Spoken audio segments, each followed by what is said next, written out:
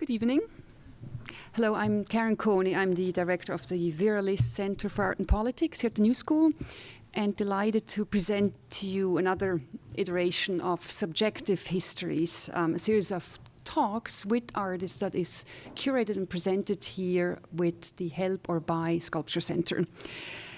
Sometimes it feels as if the word sculpture performs the same function as the word curating, I think. A vessel or a container word of sorts that has been asked to absorb, accommodate, and hold numerous notions of contemporaneity, ultimately of being in the world. So while our collaboration with Sculpture Center goes back quite a few years, this series becomes ever more timely. The investigation or enactment of a theoretical paradigm, sculpture, through personal experiences or subjective histories. We're particularly delighted about tonight's program since Agnieszka Kurant's work meets our own research on the edge of materiality and visibility. While we engage with thingness, Kurant puts together a, quote, phantom library, a project which consists of creating a physical library of fictional and therefore immaterial books. While we at the Viralist Center look at labor conditions in the architectural field, with a program coming up on April 22nd, Kurant focuses on the materialization of utopias. Thank you to Sculpture Center for making such links between our programs and your own priorities possible. Before I ask Mary Cerudi, the Executive Director and Chief Curator of Sculpture Center, to introduce Agnieszka, let me invite you to join this conversation in the persona of anyone you'd like to be or claim from contemporary times or from the past by sticking this name sticker on your lapel and putting a name of your choosing in it. This is an artwork by Paul Ramirez Jonas, who was commissioned to investigate the archive of the Viralist Center on occasion of its 20th anniversary. And rather than define and develop his own story of our history, he decided that it would be appropriate for all of us, audience members and speakers, to join in this public conversation by giving each other and ourselves names, good names. So without further ado, thank you very much for coming. And Mary, please come and introduce Agnieszka.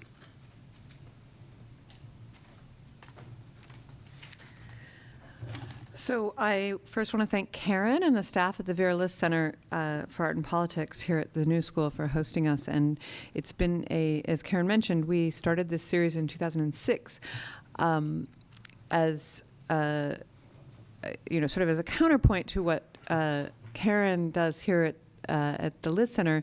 We focus on actual materialization of objects and exhibitions.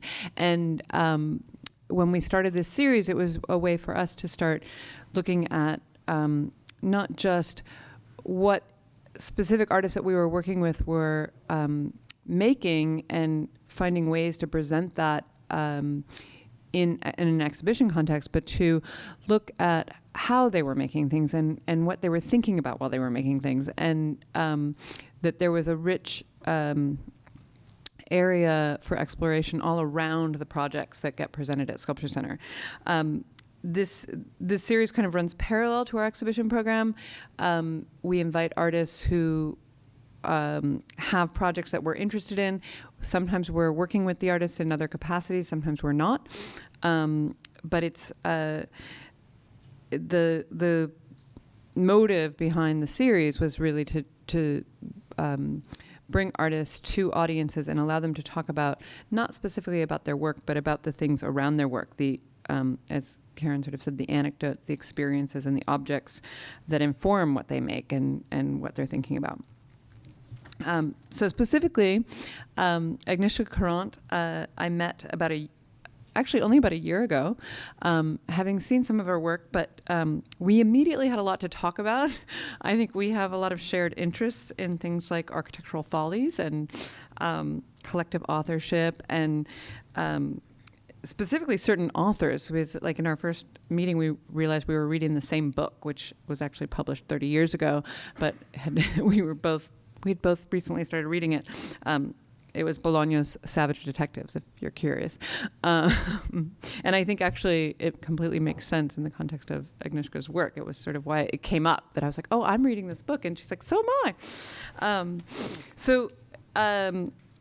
Agnieszka often collaborates with scientists and other professionals who are often outside of, whose work takes them outside of the normal logical scientific pursuits and the academic methodologies.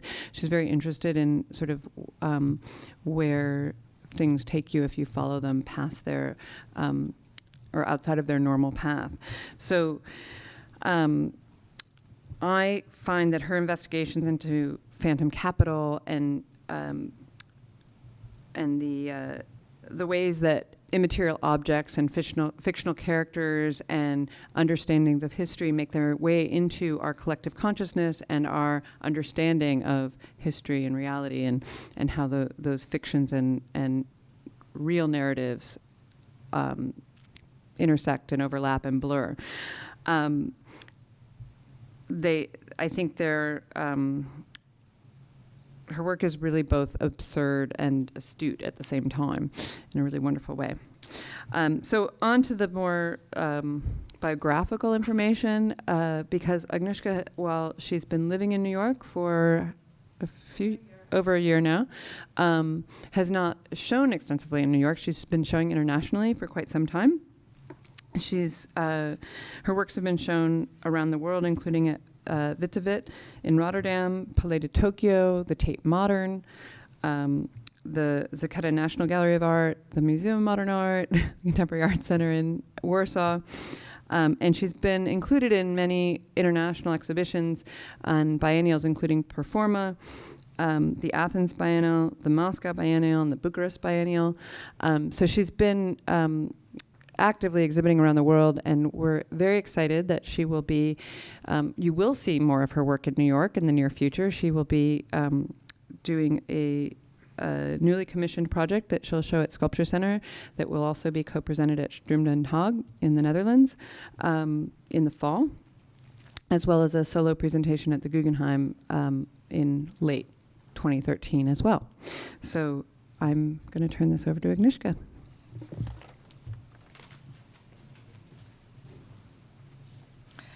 Thank you, Mary. Thank you, Karen. Thanks a lot for inviting me for this talk.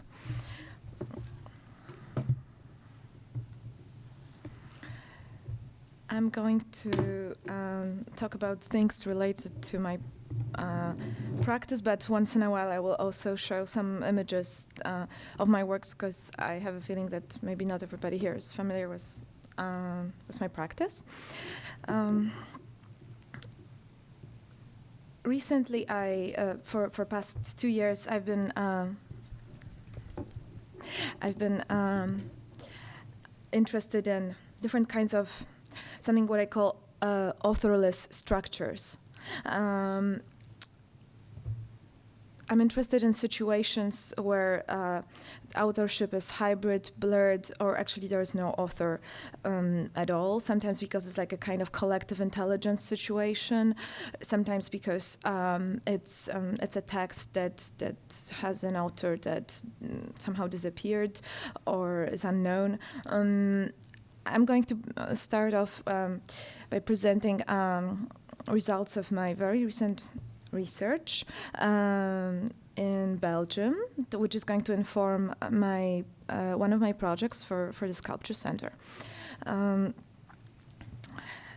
So inspired by a book by Jean-Yves Joannet, a French critic and writer. The book is entitled Artistes sans œuvre, Artists Without Artworks. This is a book that I have recently translated into English and will soon publish it in conjunction with one of my exhibitions with like collectively authored footnotes. This book is a story, a collection of stories of different authors, both writers and artists, who have been talking their entire lives about creating a certain artwork or writing a given text, but actually they have never written or produced anything. But the way that they were talking about it and the amount of people that they talked about it, or the ways in which the memes or the myths have spread, actually made some of them, or most of them, in one way or another, enter either history of literature, to the extent of some of these characters actually appearing in dictionaries of French literature, for example, or for some reason they acquired some kind of existence. And the book. I started translating this book, and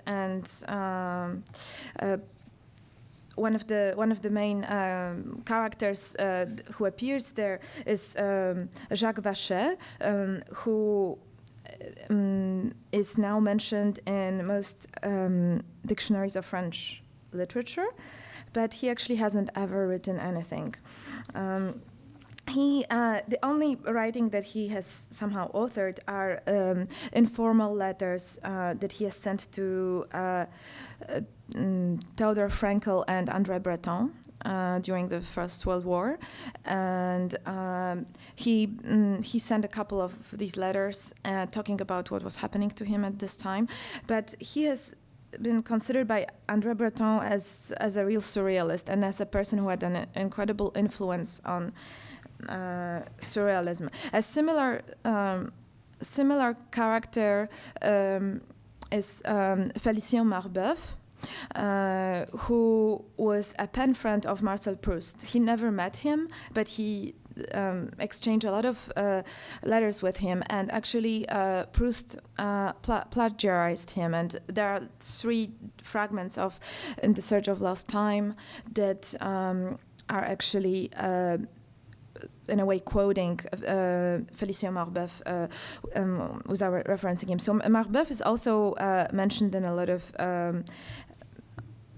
dictionaries of French literature, and these 2 characters and are kind of starting point for Jouanet to talk about this phenomenon of authors who are unproducers. But actually the book of Jouanet has inspired the Spanish writer Enrique Villamatas to write Bartleby and Company, that some of you may know. It's a book that is somehow exploring the same phenomenon of people who didn't create anything, but Villamatas is concentrating on the aspect of the Bartleby, of the idea of a refusal, of a decision to withdraw. Whereas actually Jouanet talks about something positive, how much is actually produced in terms of symbolic capital and perhaps even real capital in some cases, where actually there is no work. So Jouanet talks also about other characters. He talks, of course, about Borges, but more interestingly, he's describing Richard Brautigan's library that was meant to be a project where people could submit books that were never published, and they were never meant to be published. He also he describes a number. So basically, the book is like an adventure into this like non-creation. And when I started translating this book, I came across a very interesting story related to Philip Roth. A couple of months ago, there was a situation that happened. There was an exchange of correspondence between Philip Roth and the New York Times, and his text was published regarding the fact that the number of months earlier, Roth spotted an error on the Wikipedia page dedicated to his work and describing his novel, The Human Stain. The novel is about a college professor who turns out to be racist, and the Wikipedia page was stating that the person to whom Ross was referring was Anatole Broyard.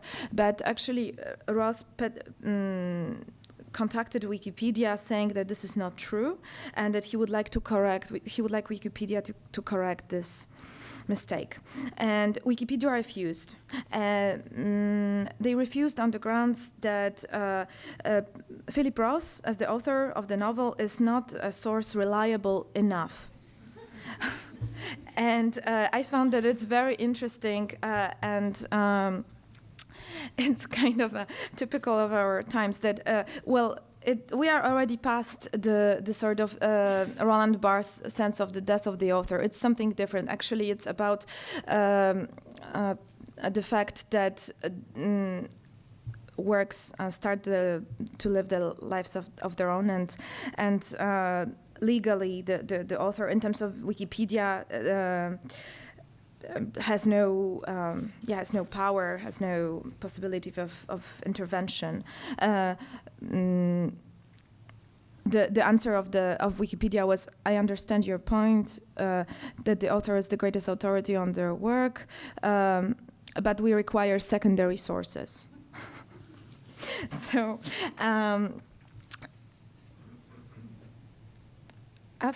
So this project, the Jean-Louis Joannet's book about artists without authors, encouraged me to research more also about a different phenomenon, about artworks without authors. And I'm going to show a couple of slides. There is the result of my recent research. I was in Belgium and I decided to research phantom works of Marcel Brothers. I started this research simultaneously into phantom works of several artists who have been inspiring my work a lot, including Guy de Cointet, Gino De Dominicis, Lee Lozano, among others. And these are all artists who are surrounded by a lot of gray area of speculation and unknowns related to their personality, certain works. Actually, someone who encouraged me to pursue this project was Jack Wendler, who was a collaborator of Seth Siegelaub, who had a gallery with him, and also maybe known to some of you as a co-author of the co-curator of the Xerox book that involved a lot of New York conceptual artists. So many years ago, I visited Jack Wendler at his house, and he's best friends of Marcel Brothers, and he still lives in his house. I mean, he now moved to California, but he spends a lot of time in Marcel Brothers' house in London. And Wendler told me, he was the first person to tell me about the sort of the gray area of speculation surrounding Brothers, and questions related to how, after Brothers' death, his wife and daughter continued to release works that were somehow that involved Brothers' presence, somehow involved his authorship, but not completely, because what they were basically doing was they were putting together some kind of ephemera, sometimes a note, sometimes a fragment of a sculpture or a text, and they were technically authored by Brothers, but they were not assembled together, so they kind of had the final say. And this was just like a first time that I learned about it, and I decided to research it more.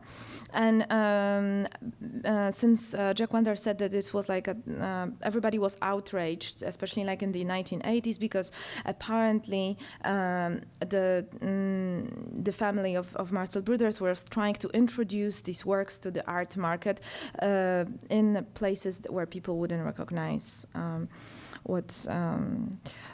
that they were not actually authentic Brothers works, because they often also signed the works with a date after Brothers' death. So I decided to research it further, and I actually realized that this kind of forgeries,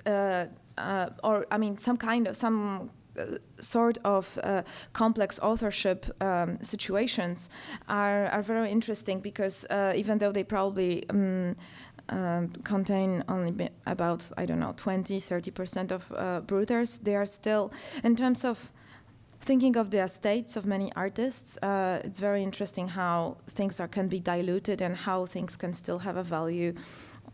So basically, I realized that a lot of there's a lot of capital, symbolic capital, and sometimes even real capital in phantom works, and works that a lot of these artists not even only started to work on, but to push it even further. Some works that these artists only somehow mentioned in a conversation. I was. Among other things, I was inspired by the text of Dietrichson on surplus value in art, where he mentions something that I think is very important. He basically tries to translate the Marxist notion of surplus value into how this can be related to different elements in the art production and construction of the art object, and how much labor has to be put in it. And a very interesting thing that Dietrichson notices is an element of production of any kind of work, according to Marx, is the constant capital, and the constant capital depends on many factors, including the education and the kind of institutions in which given worker was educated, and what kind of country he lives in. So is the education free or paid, and so on and so on. So Dietrichson points out that part of the education of the artists, which is probably the most important, is sitting and drinking in bars and having informal conversations. And I think that this is very interesting because it can really translate somehow to some kind of component of labor, and actually these informal conversations, and especially the fact that the entire construction of the author is underlined with some kind of collective authorship, collective intelligence, and a lot of influence, a lot of exchange that is happening between the artists, and how much actually even the nearest surrounding of the artists, their families, their partners, their friends, or the fellow artists are actually how much they need to be present in order to trigger something. And sometimes a lot of ideas happen in conversations. I've been interested over the years in ideas that just pop up in conversations between people, and sometimes it's difficult for any of the artists to pursue this idea because it's not clear who was the author. And so sometimes these conversations become exhibition spaces where ideas die down and they are never followed up. So basically, following this logic and the kind of phantom capital that can be extracted out of the works that were mentioned in conversations and kind of popped up, but then they were never really realized, and they are not mentioned or documented anywhere, I decided to pursue this research, starting with brothers, but I'm going to extend it. So I had a really very interesting, almost like a detective story, a couple of days in Belgium, and this is the result of my research. So I discovered 3 works of brothers which are completely phantom works. They are not documented. Nobody has. Nobody owns them. Nobody knows about them. The first one was discovered by enlarging a photograph that you can see in the left corner. This is a piece of brothers that was shown in the 1974 exhibition at the Palais des Beaux-Arts. He showed this mirror with an eagle as part of the Department of Eagles, and this is a photograph that is part of the visual documentation taken by a photographer just before the exhibition opened, a couple of hours earlier. So, and this photograph, the one in the corner, has been used in many publications. So technically, a lot of people have seen it. But then, when the reflection in the mirror was blown up, what we can discover is that it's almost like a kind of Michelangelo Antonioni situation where we can discover a phantom work which is inside of this reflection. The phantom work is a sand carpet that eventually was shown by Brothers in the same exhibition in a very different form. So sand carpet is one of the motifs that he would probably repeat many times if he had more time, if he didn't pass away, because he passed away just a bit more than a year after this show opened.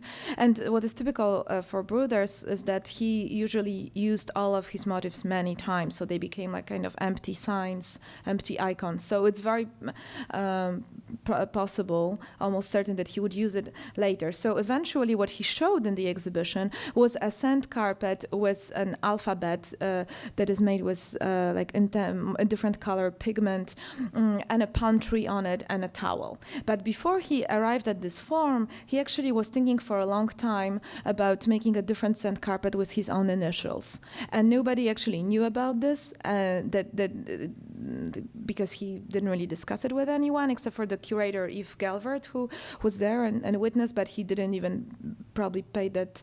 I mean, the piece was not documented. The piece didn't exist. Only the final form existed. So now we are confronted with this piece that is there. This is the like a test form of the piece with the letters, the initials of Brothers, because this is the motif that he was planning to use. So it's MB repeated. I mean, you can't see here well, but if it's even more enlarged, you can see it. The pattern on the carpet is his initials mixed with like logos of different currencies, and.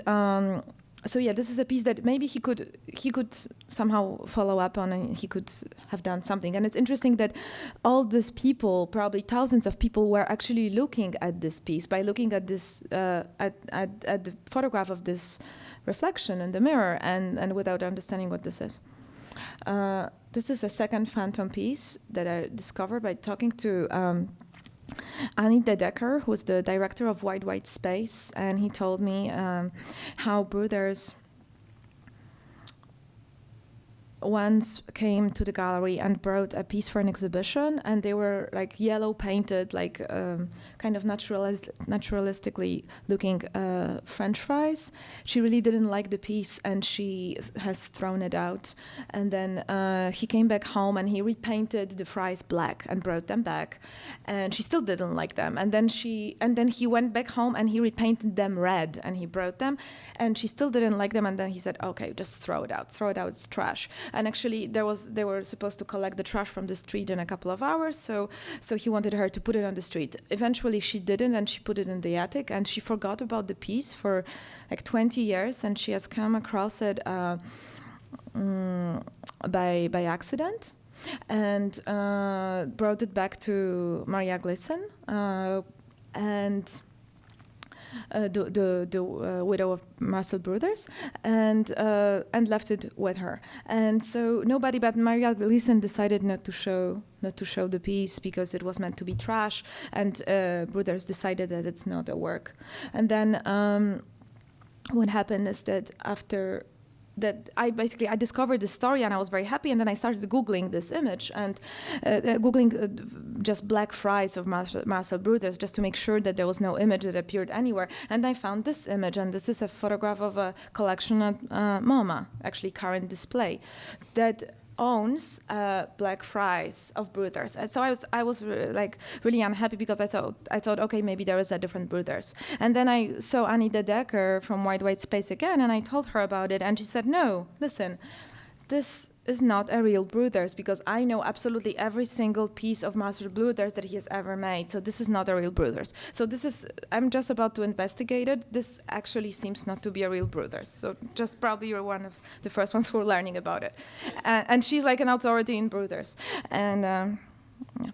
So this is the third piece. I think I probably have to speed up. This is a place where the widow of Marcel Brothers, to whom I'm really grateful for all her input in this story, she brought me to this gallery to show me, when I told her that I'm looking for kind of phantom works that were never documented and we cannot even be sure if they exist, maybe they are just mentioned in a conversation. So she told me that in a conversation with her and another artist whose identity she didn't want to disclose, Brothers mentioned that he wants to make this piece.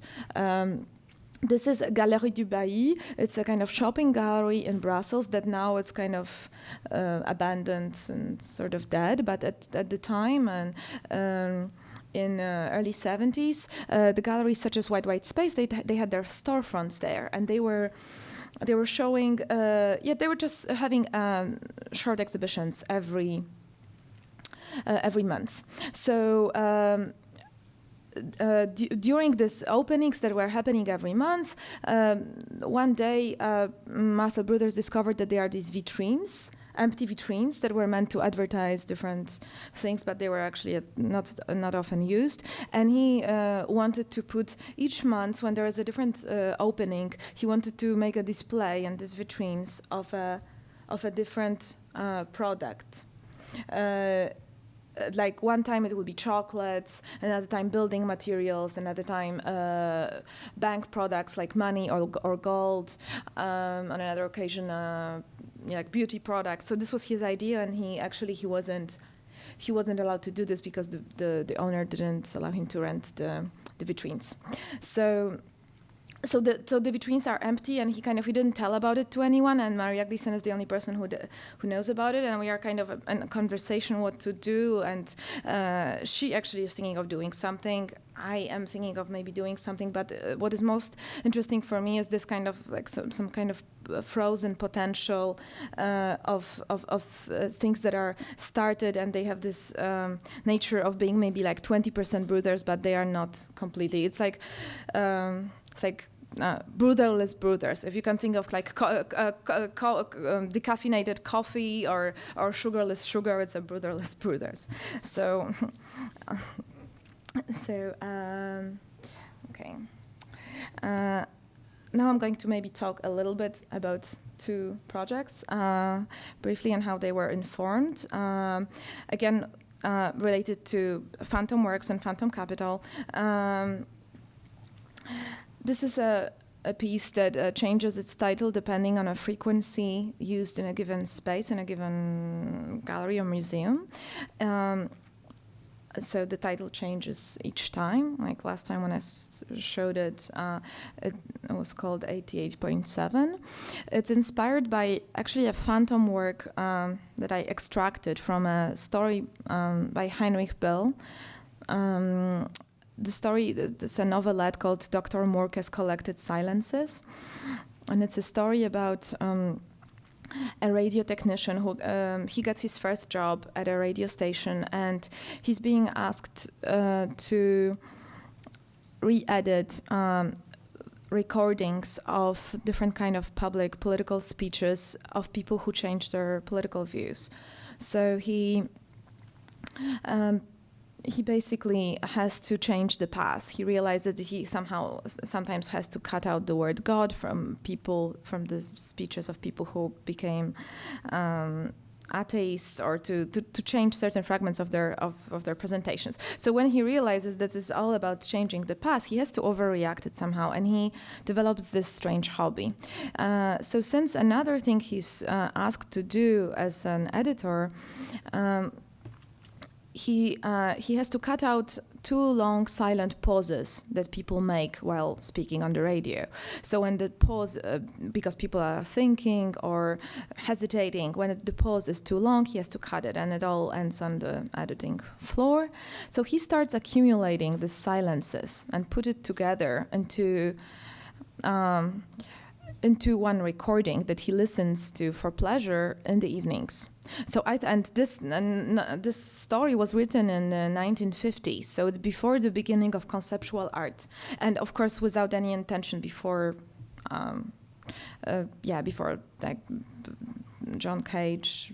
And it was very interesting for me that this is without having an intention of being an artwork.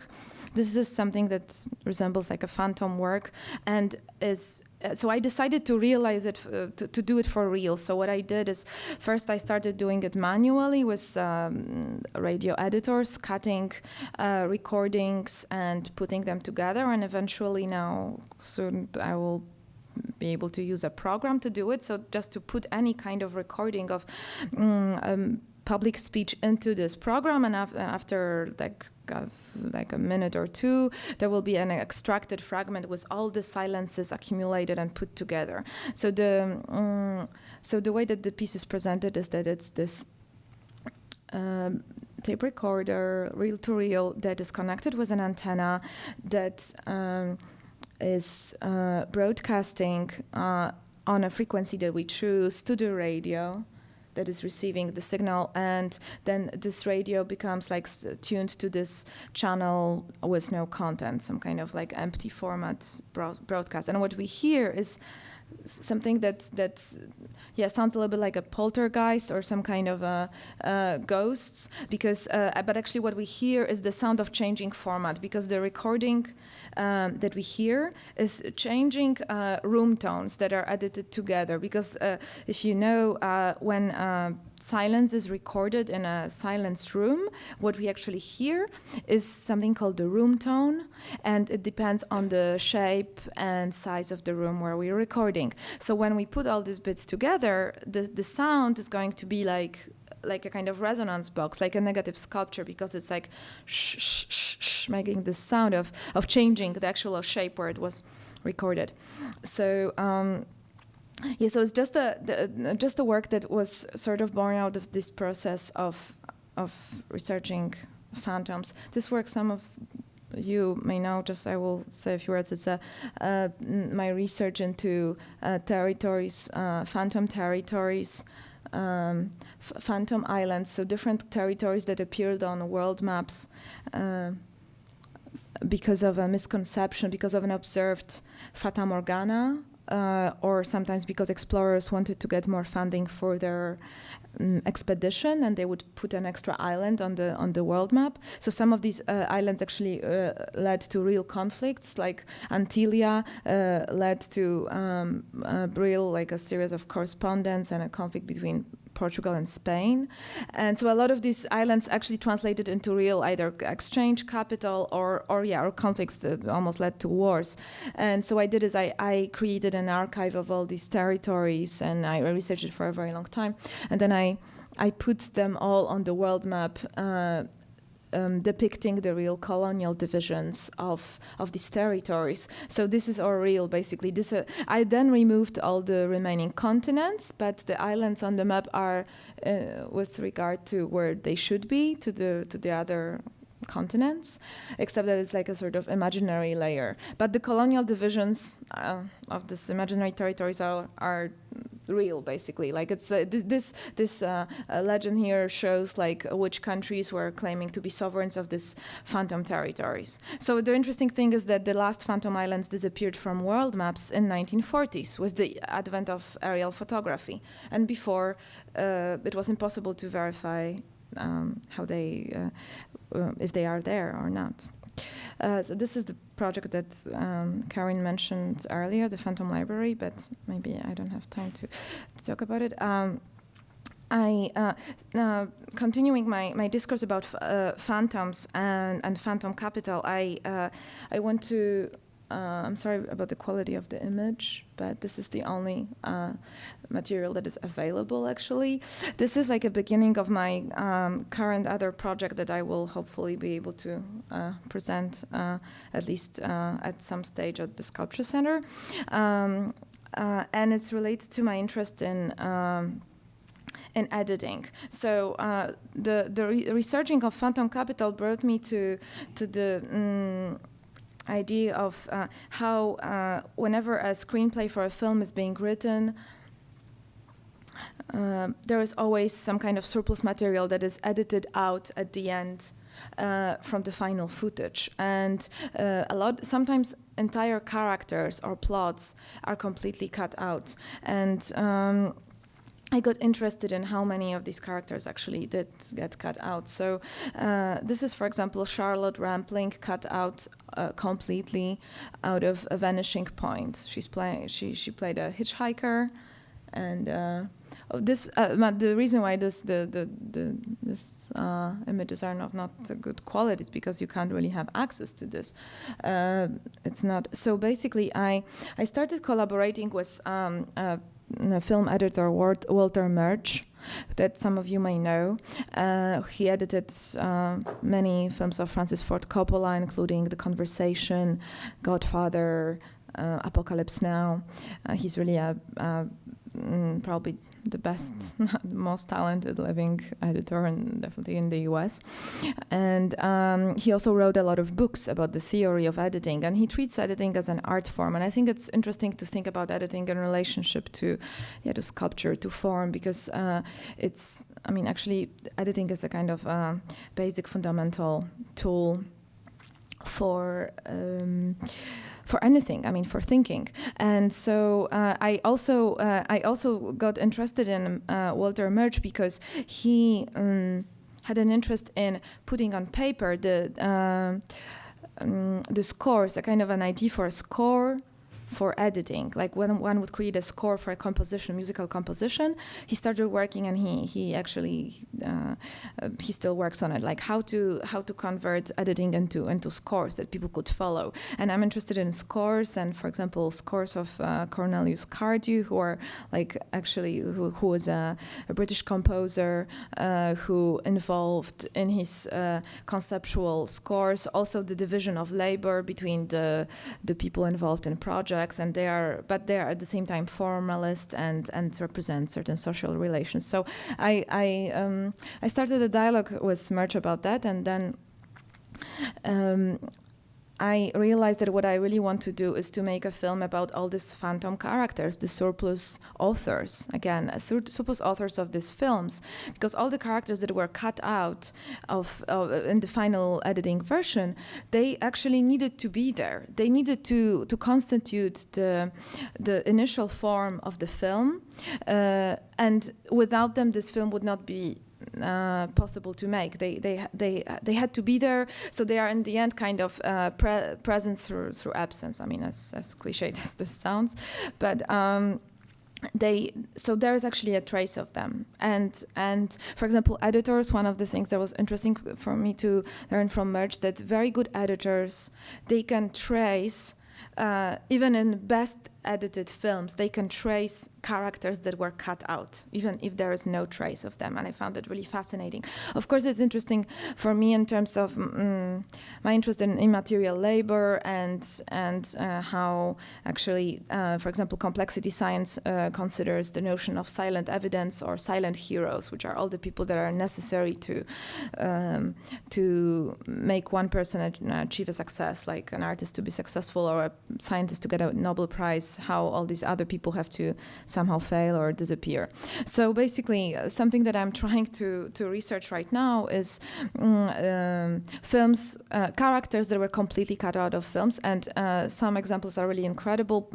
Some of you may know probably the most famous example in America is The Big Chill with Kevin Costner, where the character that he's playing is reduced to actually somebody who is dead in the opening scene, and it's his funeral. So basically all the labor that these actors are putting all their time is completely erased, and they disappear. So there are incredible examples of, for example, Harvey Keitel being in Apocalypse Now, or there's like an endless list of characters. And for example, like there was Mick Jagger and Fitzcarraldo, one of the more interesting examples. He actually had to go on a tour, so they stopped in the middle, and then they shot it again. He didn't fit, it wasn't, but they shot for like a month's time. So anyway, what I'm doing right now is trying to trace some of this footage and then try to edit something from the source material and put it together into a story about these characters, because they actually inhabit some kind of land of no man's land of potential phantom capital. So yeah, this is like another area of research. And now I'm going to talk a little bit about my interest in atemporality. And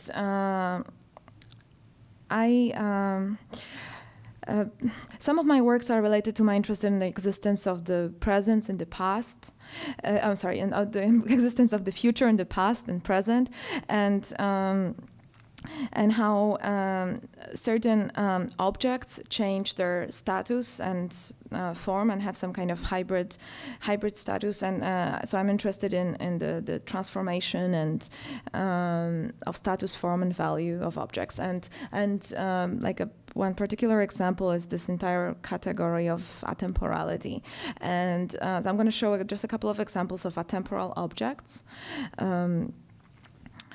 And this is, for example, Heron's turbine. This is probably the oldest gadget in the world. It was the most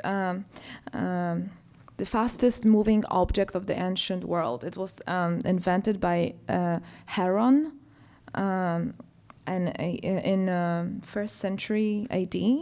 And this object is like a kind of steam prototype of a steam engine without actually being exactly a steam engine. It could perform 500 revolutions per minute.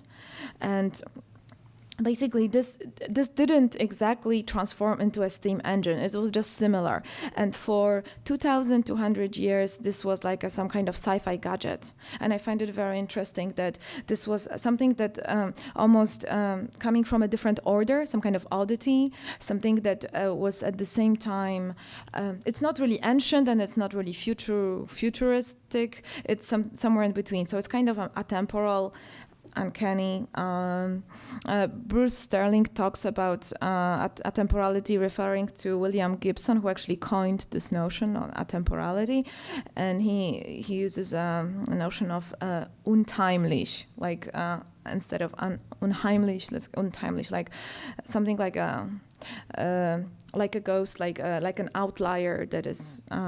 So this, for example, is this kind of, because it didn't really transform into the steam engine exactly. It was just a gadget, and everybody was just looking at it as this super rapidly moving object, and it didn't serve. It didn't have any purpose or function. I find it really interesting that something like a notion of a gadget already existed in the ancient world. I mean, without actually this word existing. And this is an image of a cuneiform, which I think it's like basically Babylonian message, and I think it's another example of how things change their status. Because first, when it was created, it was a message from a Babylonian governor to an Egyptian pharaoh, just saying that he's going to follow the orders, some very banal message. And then after the Babylonian writing was sort of forgotten, and was undeciphered for 3,000 years. We didn't know what this means, and so it became kind of time capsule. We didn't really. It's people considered these cuneiforms that were found large amounts as kind of amulets or having a magical meaning, a magical purpose. And I find it very interesting. Then at the end, it's just like a piece of dead media. That it's actually, it was banal, then it had the status of something extraordinary, and then it came back to this banal status. And so it was like this kind of journey of this object having changed status and meaning twice over the years. And these are photos of Otzi, this is the body that was found in the glacier in Austria. It's a body of a human that has fallen into the glacier and was frozen. And because he was frozen immediately, and it was over 5,000 years ago. So, but he was so perfectly sort of mummified that we actually know the content of his stomach. It's like almost like better than photographic. It's like a real. So somehow this person that it's almost a kind of outlier, just basically this person as if he traveled in time. We know so much, we can basically reconstruct with precise details the afternoon that he has spent 5,000 years ago. And I was just interested. And this is another example of these atemporal places that I'm interested in. Now this is a place that I went to in Morocco that I'm intending to shoot a film. These are Atlas Studios.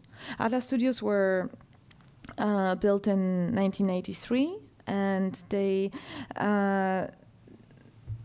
actually look like the Egyptian temples and pyramids, and we would normally think that these are that this is Egypt, except that these are actually images of Atlas Studios, where they have shot different films from Lawrence from Arabia to Asterix and Cleopatra, Kundun, and even Star Wars. And these are basically the biggest film studios in the world. And what happens is that all these ruins, Egyptian ruins, because most of they invested the biggest amount of money into the ruins, the Egyptian ruins. So they served for different purposes, and they were used for different as different kind of sets. And now, because they were used so many times, they are actually decaying. So there is an entire department of conservation of this, and it becomes a museum. And there are tickets now. You can go there and you can visit it as a museum. And actually, probably in 200 years, they will look exactly the same as the ruins in Egypt. Basically, they are going to not be very. I mean, they are already not very different. I mean, when you look at this, except they are made of papier-mâché, and they are. But from afar, you don't really see this. So basically, the same kind of like. Again, a kind of hybrid. And this is another interesting place. It's called Onkalo. It's in Finland, and it's the nuclear fuel repository. They are starting to build it, and it's going to be completed in a couple of years. It's a repository for nuclear waste. So as you know, we basically the waste, I'm sure this has been debated here many times during the Thickness seminars. Waste is one of the biggest problems on Earth. And so what to do with it? So they are currently drilling a massive hole in the rocks and building tunnels. These are images of the construction site. And there will be pipes through which fuel can be pumped into the inside of the rock to this reservoir, and it will take about 100 years to fill it. And after this time, it's going to be closed. And basically, the reason why I think that this place is somehow again called atemporal and connected to the future is because their main problem is how to inform the future people, because the time of the half-life of this nuclear fuel, the half-life of plutonium or uranium is about 100,000 years. I mean, it depends on the element, but it will take about 100,000 years for all it to completely decay. And so basically, the problem is that it has to be sealed, and it cannot be opened by humans or anyone until it's completely decayed. So how to mark this territory? How to tell people in the future not to open it? And there's an entire lab of anthropologists who are researching this there on site, and they were thinking for probably like 2 years how to mark this. If to put like a skull with bones, like some kind of information. Don't touch. They were asking themselves question: are people in 100,000 years going to use language? Are they going to use visual communication? Are they? How are they going to communicate? And so eventually they decided that they cannot market at all. They are not going to leave any sign, because they realized that any kind of sign would actually not only not prevent people, but even make them more curious and actually encourage them, even if they don't understand, even if they do understand that they shouldn't open.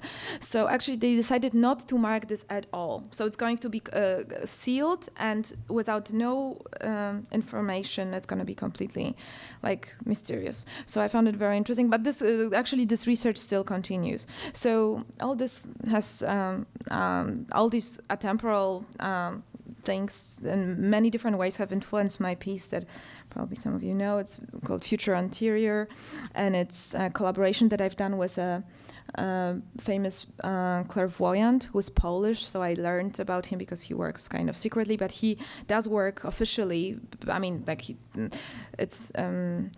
works regularly for Interpol, and he worked for a number of governments in Europe, and he's been consulted as a reliable source of knowledge.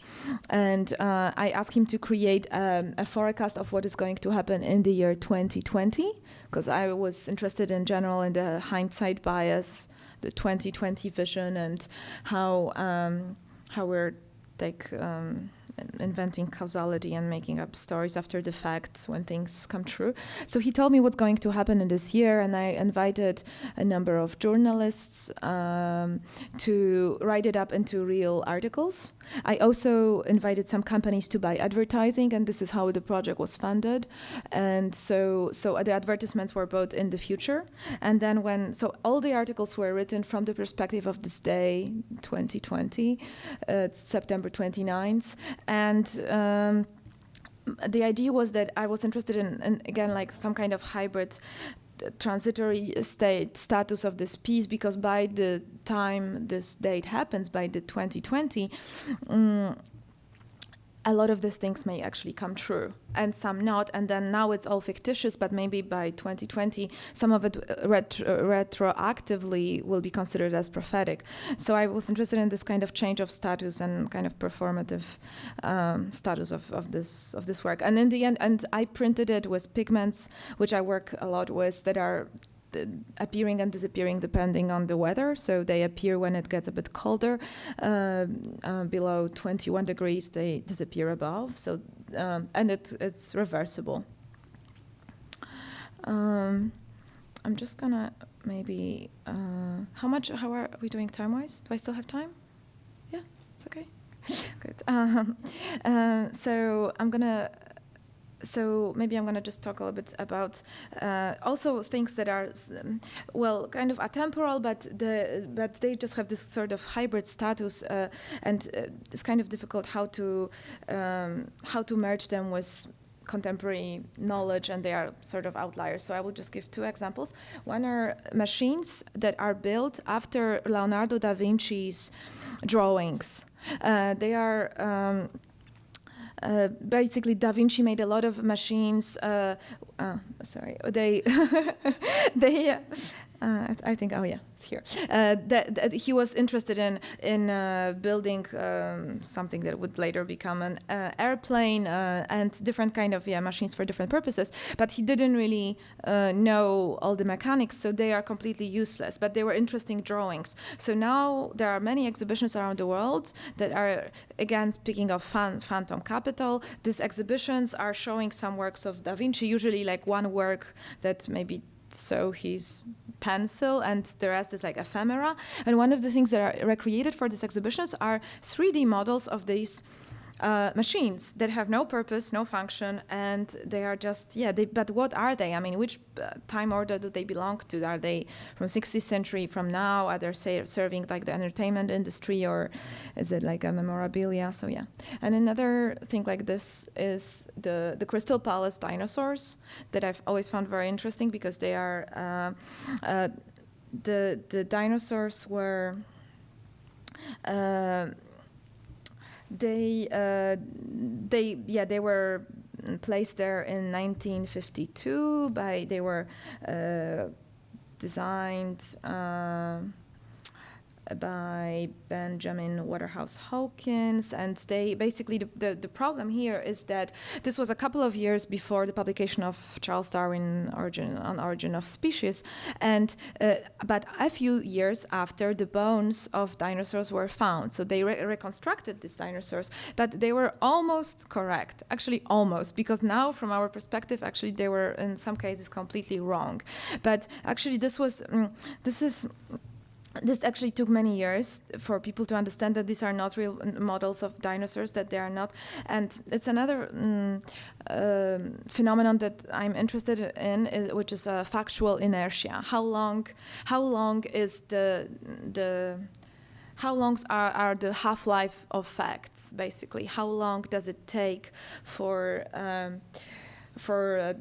something that is not true to adhere to out of date information? So okay, and now I'm going to talk a little bit about hybridity of use and form. So these are things that I was collecting when I was in Poland, when I was a kid. Polish have I think that Polish are especially talented in this in inventing different washers and slugs. So basically, these are all the things that people would put into vending machines to replace money. And because they would have the same weight and sometimes similar shape, but it's mostly about the weight. And so sometimes some vending machines, especially in the 80s, where a lot of Polish people were immigrating to former Western Europe, were filled with these like washers. And actually in New York there is a Metro Transit museum where you can find slugs, which are things that people put to avoid payment. So people would actually, I mean, not anymore, because this was in the time when there were tokens in the metro, in the London metro. But so they are basically different kinds of coins from other countries, parts of metal they're also meant to weigh the same as the tokens. So sometimes they are pierced, and they take forms of their own, and I found it very interesting. So, this is an example of a hybrid ownership. So I was talking a little bit about hybrid authorship. I could probably talk about it endlessly, but I just wanted to give a different kind of example. So I mean, probably most people know this project. It's Unli started by Philippe Perrenot and Pierre Huyghe, artists who both inspire my work a lot. But what I recently learned is that this exhibition is particularly interesting, which actually I knew already, because it was bought as one work, as one collective artwork by Van Abbe Museum in Holland. And what is interesting is that I just talked to Jan de Boot, who was the person who bought this piece for the collection of this museum, and so it was already an interesting case, because it's an exhibition, it's a group show of different artists with different artworks. So it was already an interesting thing to have it in the collection. But to the outrage of Jan de Boot, who bought it for Van Abbe, a couple of years later, he found out that the same Unli project was sold to a collector in Miami, who donated it to the Guggenheim Museum. So now but it was meant to be an edition of one. So there was never. So now it's a kind of case. It's a case. It's basically a precedence for a discussion how exhibitions, like group shows, can also be treated the same way as artworks. So they could be maybe editions of 3, and so I found it also very interesting. And this is like just a series of works that I did, where there are always 3 layers and 3 different works by different artists that I approach, who give me a piece, and then the final work is printed with 3 different layers three different pigments that appear and disappear depending on the weather conditions and light. So for example, this is the pink, so I'm just showing you how it works because I can't show it here. The first layer, the pink one, is a piece that was given to me by Wilhelm Sasnal. The other one is by Gianni Motti. There was also Ben Kinmont that disappeared. So Wilhelm Sasnal appears only in the sunlight, Gianni Motti when the temperature falls down, and Ben Kinmont kind of degraded with time. So now it's just like a residue and you can't see. And sometimes you see everything at the same time, sometimes you don't see anything. And hold on, maybe I'm going to talk about this. Okay, so another chapter of sort of collective intelligence, memes. So I was particularly inspired by how certain iconic objects, like architectural objects, deplete themselves, how the icons empty out from their content. And I was very interested in how, for example, how there are slight manipulations performed on collective urban unconscious of city dwellers. So first one was very interesting when the Arch in La Défense was opened. It was opened by, was commissioned by François Mitterrand and opened on the bicentenary of French Revolution. Which is very interesting, except for the fact that this arch that is also placed on the axis of the Arc de Triomphe, it has nothing. It's not commemorating anything. So it's using a form of an arch, and it's also using the bicentenary of the revolution. So, but actually, it only to package absolutely no content because it's basically like a monument to neoliberal corporate discourse. But I was really interested in how an entire French nation, because this wasn't really debated, how this sort of monument to nothing could actually hijack an entire discourse of the bicentenary of French Revolution, which is such an important date for France. And this was but it was like widely publicized as this is like the bicentenary, and this is an arch, and actually an arch is meant to commemorate something. This arch is not commemorating, technically anything. So this was first thing that I found very interesting, how this manipulation happened. And a similar analogous thing happened in Warsaw. This is the Palace of Culture in Warsaw. It was a gift of Joseph Stalin, an unwanted gift. And people would say in Warsaw that the only nice place in Warsaw to be is the top of this building, because this is where you don't see it. So people basically hated it. It was an icon of oppression. And then a miracle happened. In 1989, the fall of communism, all of a sudden, within a night, everybody starts to associate this building with democratic discourse of independent Poland, tourism, and the coolest symbol of a modern capital of Europe. And it was so basically it was all of a sudden it was something that we were proud of. And so this was 89, and it was really like nobody actually noticed this like slight shift, like how this like invisibly transformed. And the second shift happened in the year 2000, as if all that was not enough.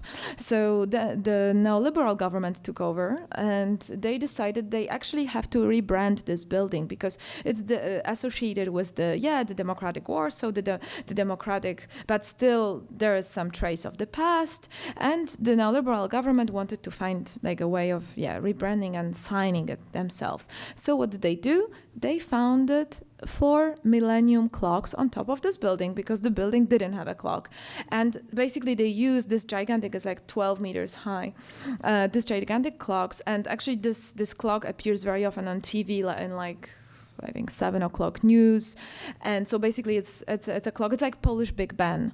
So now it became this like a signature, and now it's only associated with the founders of the clock that are not founders of the entire building. And so it was very interesting for me how all these manipulations have happened. Hold on, maybe I'm gonna I probably don't have more time. Okay, I am going to maybe talk quickly about this guy, since we're talking about buildings. So I'm also interested in how people are able to again sell phantoms. So he's my favorite con artist. His name is Victor Lustig, and he basically he's famous for selling the Eiffel Tower twice. He sold it to. He learned in 1925 that the Eiffel Tower was basically a problem for the city of Paris because it was very expensive to maintain. It was falling apart, and so he invited a number of steel merchants, steel factory owners, to sell. To offer them the Eiffel Tower. He told them that the Eiffel Tower is for sale. So he organized a meeting where he rented a limo and he rented a suite in one of the nicest hotels in Paris, and he managed to sell the Eiffel Tower.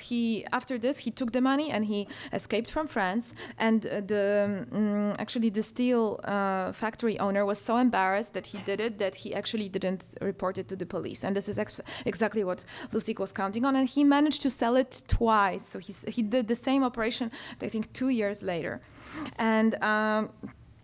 and he did one more thing. So finally he was caught and he had to go to America. And he decided, he first didn't have anything to do, but then he decided to cheat Al Capone. And so he came to Al Capone and he told him, listen, I'm going to take your money and I'm going to invest it. Please, entrust me some money. So he took from him, I don't know, maybe $10,000 and at the time, and all he did with the money, and he has put it in a safe. He didn't even touch it. He just closed it for 2 years, and after 2 years came back to Capone and he said, I'm sorry the investment didn't work, but I just want to tell you that your money is intact and here is all your money back. And actually he got paid by Capone because he thought that he actually was a very honest man. So I always found that it's very interesting how somebody who is basically trying to capitalize on just this kind of phantoms. I mean, it's very close to smart practice. I'm gonna just talk about this. So I am also in my work interested, which you probably realized by now, in the overlap between fictions and how actually some fictions, urban legends and rumors and misconceptions can influence for example, products. And this is an example of how urban legends influence product design. So this is an example. These are fans from South Korea, and probably the most popular urban legend in South Korea is fan death. The idea of the fan death.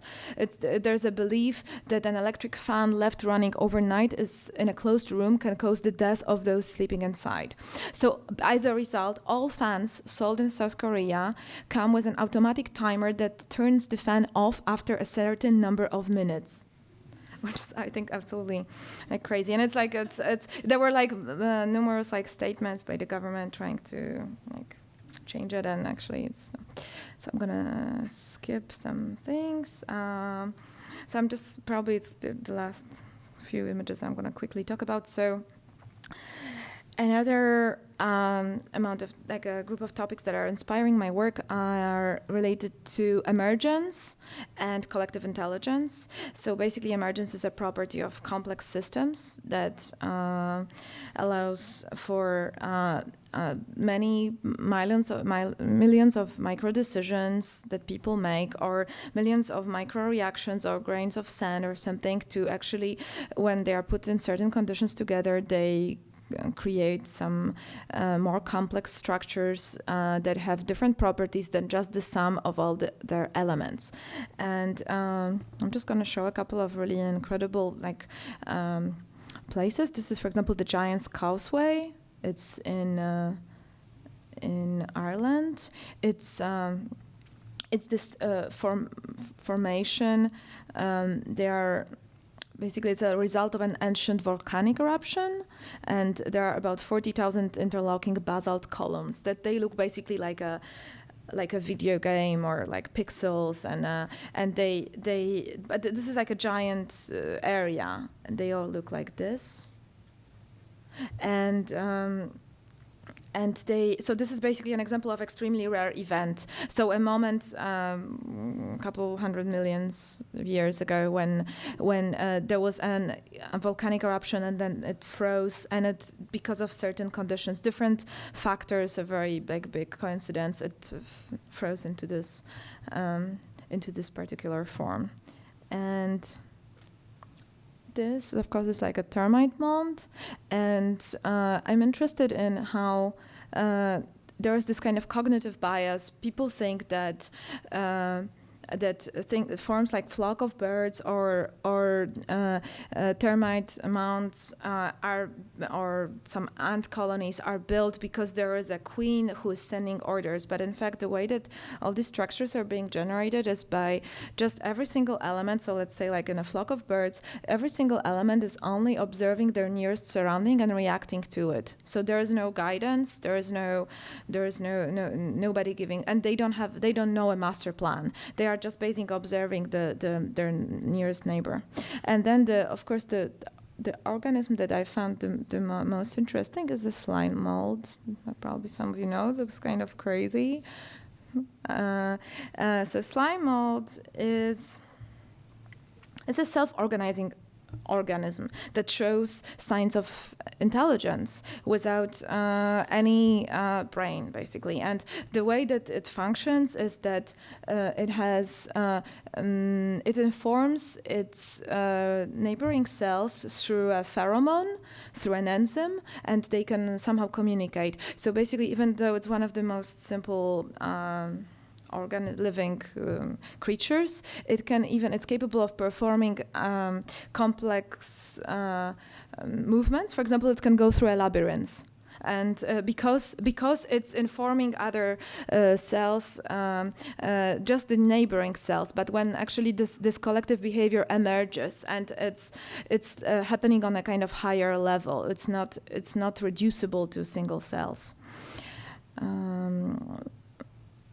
So yes, so then it leads me to extremely rare events, which are definitely one of the most important things that informing my work. And they're related to, well, extremely rare events is a theory that appeared in the complexity science and is developed in different ways by some individualities like Nassim Taleb, who probably proved to be more involved in a neoliberal discourse, which I think discredited him a lot. But a lot of other complexity scientists involving, for example, Sorin Solomon or Andrzej Nowak in Poland. So basically, extremely rare events theory is related to the idea that crucial changes in complex systems, such as social, economic, urban system, occur through sudden and unexpected, extremely rare events that cannot be, by definition, foreseen or repeated. And basically, for this reason, this concept postulates moving away from science, current prevailing emphasis of the study of average and mean values, and to include all kind of outliers and noises and unpredictable and seemingly insignificant elements, because when they are exponentially growing, they can actually create like huge changes in complex systems. And do I still have time? Okay, I should. Okay, so maybe just okay.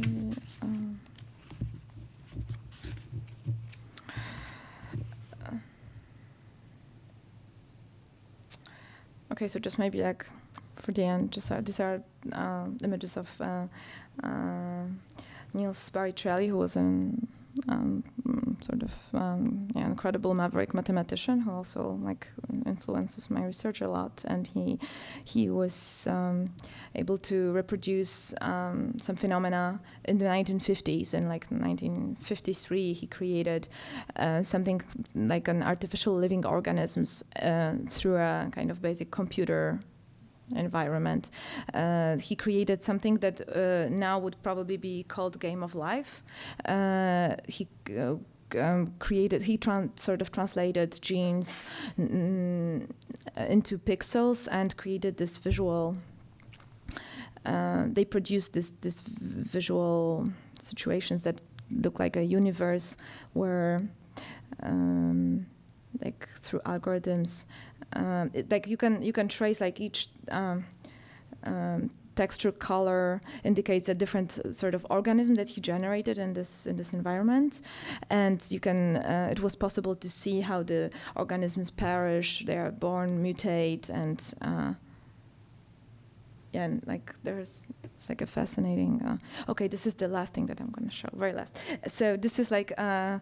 So basically, my interest in this collective intelligence and how things emerge from complexity also influences. My understanding of what a signature is today. And so the project that I'm working on right now, which is going to have different forms, is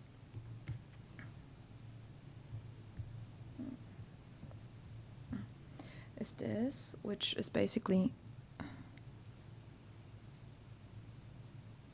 I'm collecting a lot of signatures, and well, in a public space in Holland, but also it probably may have a form of appearance here at Sculpture Center.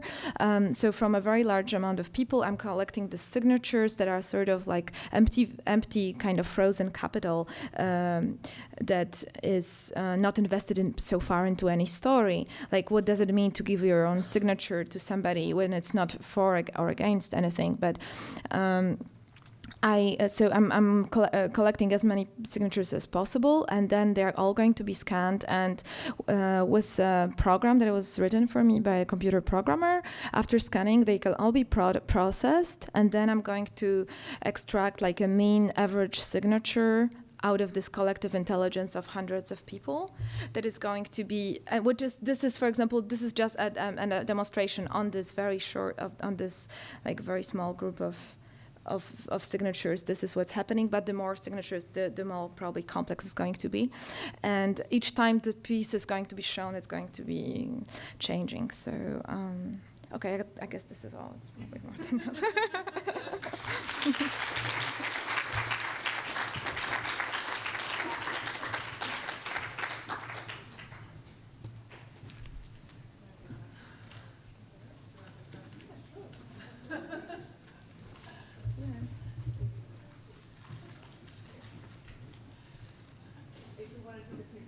Yes, if anyone has questions, please.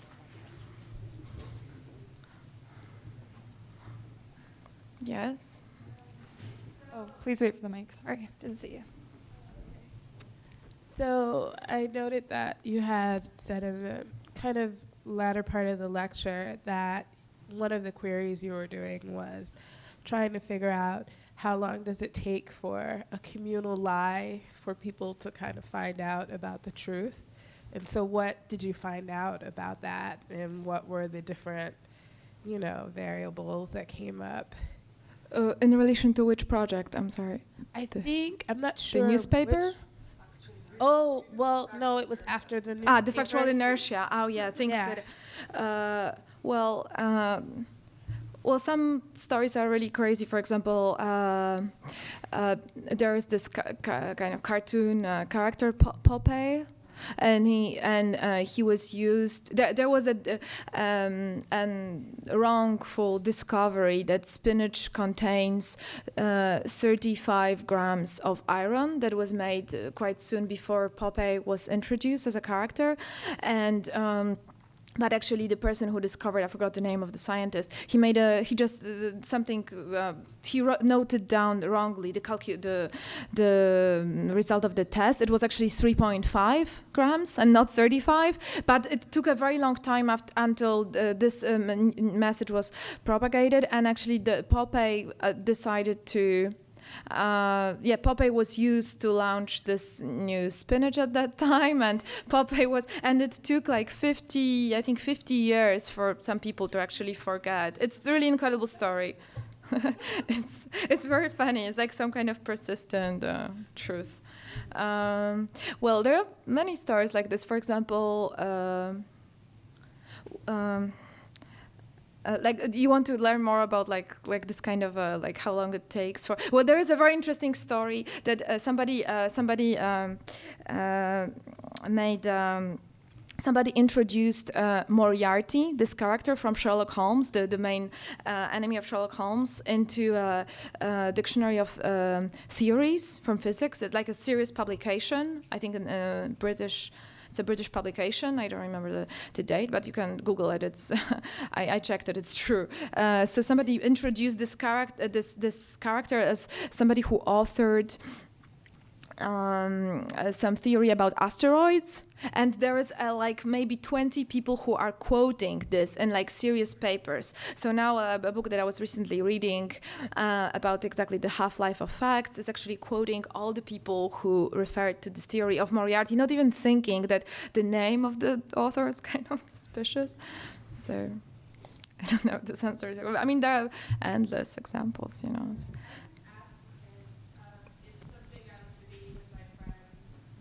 Because there's this ongoing debate I have with my friend and my colleagues about a certain document that's circulated in the African American community, progressive community, called the Willie Lynch theory. And it's very interesting because at first people still do think it's correct, like that it's a real document. But then a lot of the people who were pushing it, they finally got pushed to admit that it's not a real document, but now they're still using the document to say, well, it shows why the Black community is the way it is today. And so it's so interesting because over the past 15 or 17 years, this whole debate has gone on about the document, but it's like, it's relentless in people releasing it and trying to manifest it in different ways to serve their needs. So that's why I was curious as to if you had kind of like a Malcolm Gladwell spin on how long it takes for something like that to kind of dissipate and move between people understanding it, you know?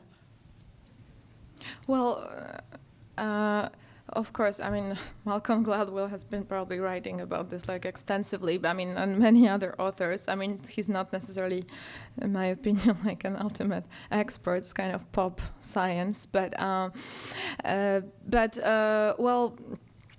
it's very interesting because it's all related to how memes are undergoing replication and how it depends on the agent, the agent carrier, because we are not just like photocopiers. We have our own interest in replicating certain memes if they are in accordance with something that makes sense for us. So it depends, you know. It depends on a country. It's very interesting to, for example, see how certain memes work in certain countries, and some. Yeah, it depends on culture. Depends on an environment. So yeah, I mean, it's a very interesting area because it's, you know, it's even because on the one hand there is a question of this half-life of facts in terms of like popular knowledge, but there's also like how long it takes for a fact to be, for example, like a false fact to be eliminated for scientific communities or academic communities, and this also takes long because or on the contrary, for somebody to be acknowledged. I mean, the reverse of this. It's like it's both. It's very interesting because it grows. You know, like for example, it's very interesting to look at how the quotations are being circulated from, like for example, the way that somebody like there have been a lot of studies around this subject. How in academic environment, some people make a quick career sometimes just because because, I mean, not that they don't have any other reasons, but some people do and some people don't, just because somebody, for example, quotes their name because they have an easy and catchy name. So there are all these other factors that can influence, because then some kind of PhD student is going to, has a list of 30 articles that he has to refer, and he has to quote only 3, so he's going to pick up only the ones that are on top of the list alphabetically or have easy names. The factors are so irrational that it's actually scary.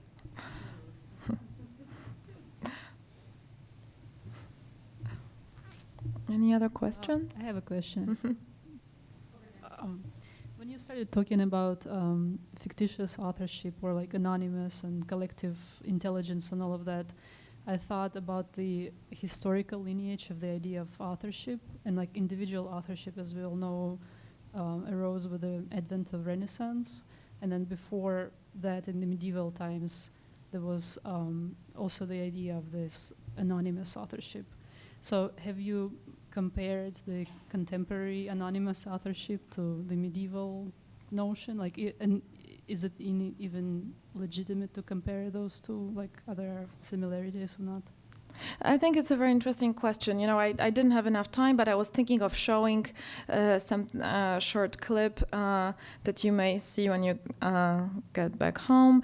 It's called Edgar's Fall. I like it particularly because it has this kind of, I don't know, almost makes me think of Bastian Adler. It has this, if you saw, actually I can show you an image of it.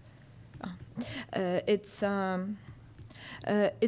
a short video clip that was shot by Mexican boys, like age 7 and 8 and 9, like 3 years ago, and it is the most popular until recently. It was the most popular internet meme that existed. Oh, this is it. Oh my God! I realized. It's gonna take a moment. Okay, so you're gonna see it. Okay, so basically, so 3 boys decided to film like a trip. Oh yeah, this is it. A trip to the countryside. Okay, and they filmed it, and one of them is falling into the water. It's a really kind of a little bit like a Bastian Adler situation, and oh yeah, here it is. And then, so this was like a very private video. Was basically no author. I mean, just 6-year-olds. So they could barely use camera. And they could, I mean, of course, some kids are very skilled, so now they are. And they uploaded it on YouTube, and it was the most popular internet meme. It had 34 million hits 2 years ago. I mean, I don't know, I think people lost track of how many hits it had. So what happened is that then a lot of people started remaking it, different versions of it, and parodying it. And finally, Nike made a commercial where in Mexico where they referenced this meme without asking for any kind of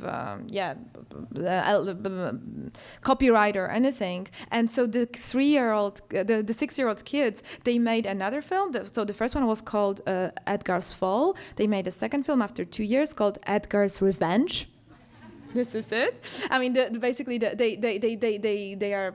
made a parody of this, and they are like they take the copyright of the film into their own hands. And then after this, they were invited by a product in Mexico, chocolate bar called Emperador, and who picked up on some story that these kids evoked, because they were playing like knights and like a conquest of was Roman soldiers. So now this is a production still from the commercial of Emperador, the chocolate bar, and this is a situation where so they became authors. I mean, they became authors.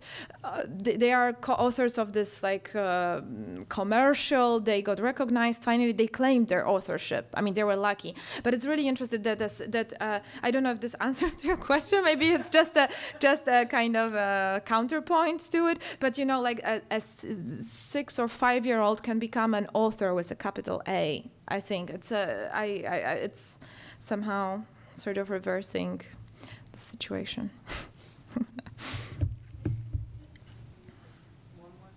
One more question?